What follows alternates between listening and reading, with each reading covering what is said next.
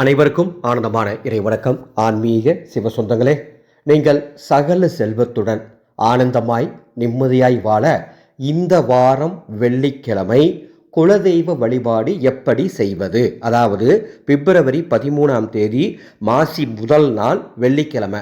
நம்ம ஒவ்வொரு வாரமும் இனிமேல் குலதெய்வத்துக்கு ஒரு எளிய வழிபாடு சொல்லித்தர போகிறேன். ரொம்ப ரொம்ப எளிய வழிபாடு தான்.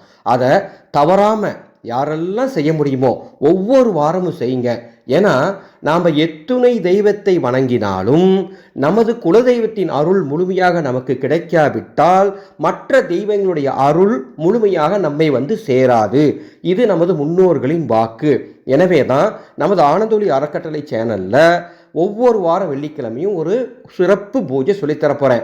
எப்படி ஒவ்வொரு வாரம் வியாழக்கிழமையும் குபேர பகவானுக்கு சிறப்பு தீபம் ஏற்றுவதை பற்றி சொல்கிறோமோ அந்த மாதிரி ஒவ்வொரு வெள்ளிக்கிழமையும் இந்த பூஜையை நம்ம செய்யணும். சரிங்களா? யாருக்கெல்லாம் முடியுமோ தவறாமல் இதை செய்யுங்க, நம்பிக்கையோடு செய்யுங்க, நல்லது நடக்கும். பூஜையை தெரிஞ்சுக்கிறதுக்கு ஒரு அறிவிப்பு. 13/2/2026 மாசி 1 வெள்ளிக்கிழமை விஷ்ணுபதி புண்ணிய காலமாக வருகின்றது. அன்று அதிகாலை 3:30 9:30 வரை ஸ்ரீ லக்ஷ்மி நரசிம்மருக்கு சாந்தி ஹோமம் செய்ய போகின்றோம். நமது அறக்கட்டளை சார்பாக இந்த ஹோமத்தில் சங்கல்பம் செய்து கொள்ளும் அத்துணை பேருக்கும் ருத்ர ராஜ கோமதி சக்கரமும் அதனுடைய மூல மந்திரமும் பிரசாதமாக தரப்போகிறோம். பதிவு செய்ய டிஸ்பிளேல இருக்கக்கூடிய அந்த வாட்ஸ்அப் நம்பருக்கு தொடர்பு கொள்ளுமாறு கேட்டுக்கொள்கின்றேன். 13/2/2026 மாசி 1 வெள்ளிக்கிழமை நான் சொல்லும் இந்த பூஜையை பிரம்ம முகூர்த்த நேரத்தில் செய்யுங்கள்.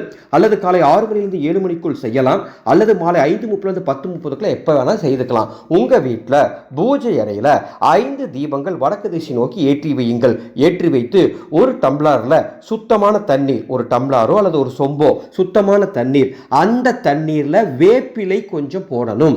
வேப்பிலை இருந்தா வேப்பிலை போடுங்க. வேப்பிலை கிடைக்காதவங்க வெற்றிலை வாங்கி அந்த தண்ணீரை போட்டு கொஞ்சமா மஞ்சள், ஒரு 1/4 ஸ்பூன் மஞ்சள் அதில் போட்டு அதை விளக்குக்கு முன்னால் வச்சுட்டு அதை உங்கள் குலதெய்வமாக மனதில் பாவனை செய்து உங்களால் என்ன நெய்வேத்தியம் வைக்க முடியுமோ எளிமையாக உங்கள் வீட்டில் என்ன இருக்கோ அதை நெய்வேத்தியம் வைத்து நீங்கள் வடக்கு திசை நோக்கி அமர்ந்து உங்கள் குலதெய்வத்தினுடைய மூல மந்திரம் ஏதாவது குருட்டை நீங்கள் வாங்கியிருந்தீங்கன்னா அந்த மூல மந்திரத்தை 108 முறை சொல்லி பூஜை பண்ணுங்க. மூல மந்திரம் உங்களுக்கு தெரியலையா, ஓம் குலதெய்வமே வசி வசி என்ற இந்த மந்திரத்தை மட்டுமாவது 108 முறை சொல்லுங்க. ஒருவேளை உங்களுக்கு குலதெய்வமே தெரியலினாலும் பரவாயில்ல, இந்த மந்திரத்தை சொல்லுங்க. ஓம் குலதெய்வமே வசி வசின்னு சொல்லிட்டு வீடு முழுவதும் தூபதீபம் காட்டிட்டு அந்த தண்ணீர் வச்சிங்க இல்லையா, அந்த தண்ணீரை ஒரு அரை மணி நேரம் கழித்து எடுத்து வீடு முழுவதும் தெளித்து விட வேண்டும். இந்த வாரம் வெள்ளிக்கிழமை இந்த வழிபாட்டை செய்யக்கூடிய அத்துணை பேருக்கும் குலதெய்வத்தின் பரிபூர்ணமான அருள் கடாட்சம் கிடைக்கும். அந்த சொம்புல போட்டிருக்க வேப்பிலை அல்லது வெற்றிலையை நீங்க தண்ணீர்லாம் முழுசா தெளிச்சிட்டு அப்புறப்படுத்தி விடலாம் என்பதை தெரிவித்துக் கொள்கின்றேன். இந்த ஆடியோவை உங்களுக்கு தெரிந்த அத்துணை பேருக்கும் பகிர்ந்து கொள்ள வேண்டும் என்று அன்போடு அழைக்கின்றேன். இதுவரைக்கும் இந்த சேனல் நீங்க சப்ஸ்கிரைப் பண்ணலாம், சப்ஸ்கிரைப் பண்ணிக்கோங்க. ஒரு அன்பு அறிவிப்பு.